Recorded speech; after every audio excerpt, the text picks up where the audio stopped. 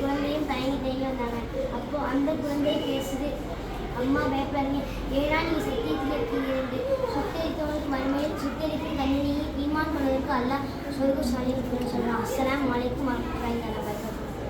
அது காரியன் மூசா அலைஹிஸ்ஸலாமுடைய சமூகத்தில் உள்ளவங்க. அவங்களுக்கு அவர் ரொம்ப அநியாயம் செஞ்சான். ஆனால் அல்லாஹ் அவருக்கு ஏராளமான பொக்கிஷங்களை கொடுத்தான். அது எந்த அளவுக்குனா அந்த சாவியை மட்டுமே பெரிய பலமுள்ள ஒரு கூட்டம் சுமந்து செல்லும் அளவுக்கு சாவிகள் இருக்கும். அவனிடம் அல்லாஹ் கூறுகிறார், நீ அகம்பாவம் கொள்ளாதே, அகம்பாவம் கொள்பவரை நிச்சயமாக அல்லாஹ் விட மாட்டான். இன்னும் அல்லாஹ் கொடுத்திருந்து தர்மம் செய், பூமியில குழப்பத்தை ஏற்படுத்தாதே, ஏனெனில் குழப்பம் ஏற்பட்டவர் நிச்சயமாக அல்லாஹ் விட மாட்டான்னு சொன்னாங்க.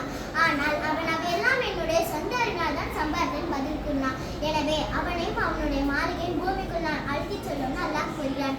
அல்லாஹை தவிர வேறு எந்த ஒரு கூட்டமும் அவனுக்கு உதவுவதற்கு இல்லை.